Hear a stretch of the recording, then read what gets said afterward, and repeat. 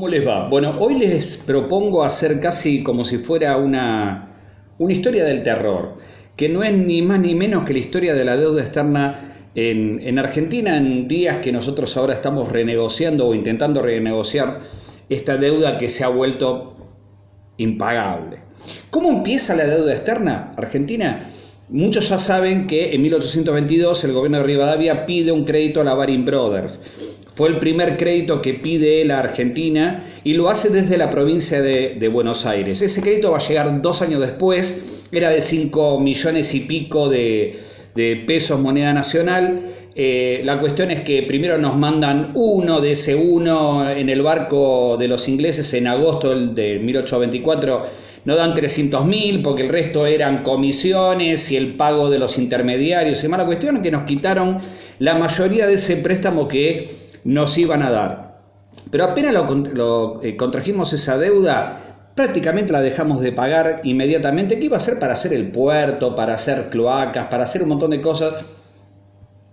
Esas cosas se hicieron 70 años después casi, ¿no? 80 años después.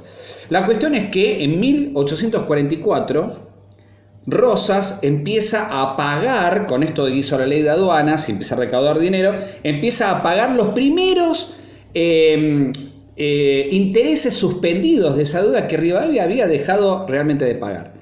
En 1873 Mitre nacionaliza la deuda externa de la provincia de Buenos Aires y no solamente la aumenta de esa manera, sino que aparte a la banca inglesa le pide otro préstamo. En 1890 salta la crisis, la revolución del parque, recordarán, de los radicales, Juárez-Celman. Una crisis muy parecida a la historia argentina, la del 2001, con pseudomonedas, un desastre, no había plata en los bancos, un desastre. La cuestión es que a partir de ahí, ¿qué hizo la Baring Brothers, que nos había dado el primer préstamo? Aprovecha, como no podía cobrar y era un desastre, prácticamente monopoliza todas las inversiones que tenía en la República Argentina. Después pasamos a 1892, Sáenz Peña comienza otra vez a pagar a la banca inglesa de los nuevos préstamos que habíamos sacado después del empréstito de la Baring Brothers. Entre 1904 y 1928 aumentó exponencialmente la deuda con los bancos británicos. Así también se iban quedando los británicos con algunas cositas, ¿no? Pensemos que ya nos había pasado en 1873 con las Malvinas, la toma horrible que hicieron ilegítima de las Islas Malvinas, pero también se fueron quedando con los ferrocarriles y con muchas de las inversiones en la Argentina.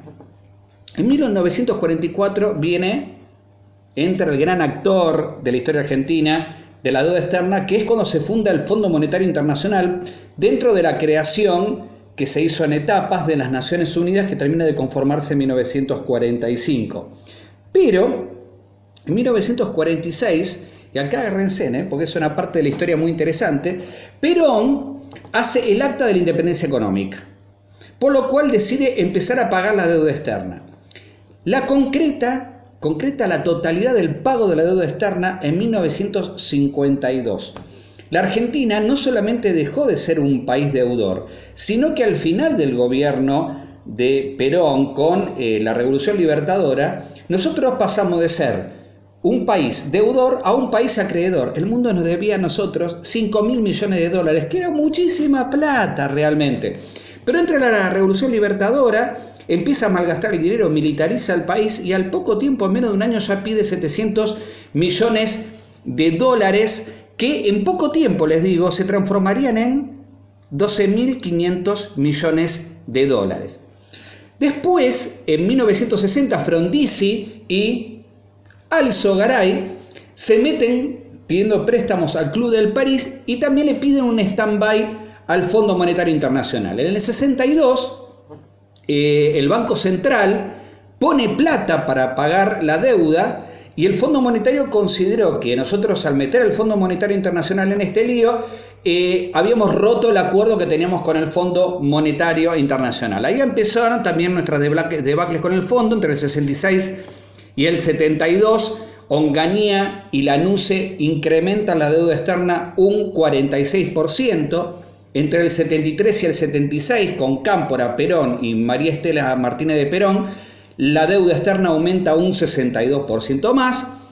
En la dictadura, en 1976 y hasta 1983, se da un enorme incremento, porque Cavallo, que estaba encargado del Banco Central, nacionaliza la deuda privada, por lo cual aquellos privados, grandes empresarios que tenían deuda, la mete dentro de la deuda externa argentina, una cosa maravillosa. Ahí hay unos cuantos nombres próceres que se beneficiaron de eso, pero a menos de 2 meses de subir la dictadura militar en la Argentina, el Fondo Monetario Internacional da el préstamo más grande de la historia del fondo a el gobierno más sangriento, asesino y aparte malgastador de dinero de la historia argentina. La segunda vez que haría una cosa así sería con el presidente Macri. Un gobierno que ya sabemos de los desaparecidos y los asesinatos, pero además hubo especulación, hubo bicicleta financiera, hubo destrucción de la industria local, así que esa plata obviamente se dilapidó. En 1985, Alfonsín decreta lo que llamó la economía de la guerra y el Plan Austral, que va a durar hasta 1989 con la explosión de la hiperinflación y demás. Y ahí entra el nuevo plan de Estados Unidos para Latinoamérica, ¿no? Generalmente cuando hace planes Estados Unidos para Latinoamérica, generalmente no salimos muy beneficiados. En este caso fue el Plan Brady. Nosotros, cuando iniciamos el Plan Brady, debíamos 61.400 millones de dólares, más o menos en 1990. Entra el plan de convertibilidad, renuncia a Cavallo en el 95, ya para entonces, de los 61.400 millones de dólares, para el 95 debíamos 87.091 millones de dólares, y ahí llegamos a la época de la Rúa. Con De la Rúa empieza a defender la convertibilidad, empieza a haber fuga de depósitos récord. En noviembre del 2000 recibimos el blindaje, 38.000 millones de dólares. Pero ¿qué pasó con el blindaje?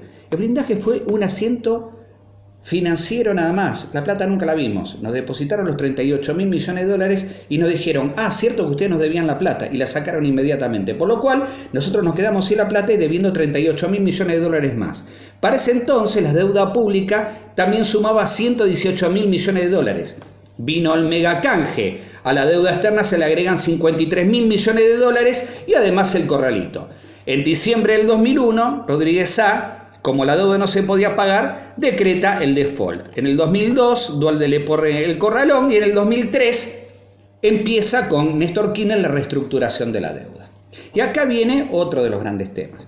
Viene el tema de a los muertos no se les cobra, por lo cual logra un 75% de la quita de la totalidad de la deuda, salvo un 4% de bonistas que no aceptaron el trato, que después se transformaron en lo que nosotros conocimos como los fondos buitre. En 2005, luego de que Brasil pagara su deuda externa con el Fondo Monetario Internacional, la Argentina decide pagar la totalidad de lo que le debía al Fondo Monetario Internacional, que era el que más nos ponía condiciones para negociar nuestras deudas.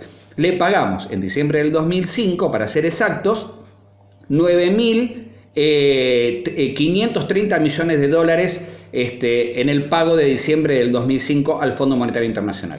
En 2010, con ese 4% que quedó, abrimos una reapertura del canje de la deuda. La deuda ya para el 2011 era de 132.502 millones de dólares, con toda la quita que se le había hecho.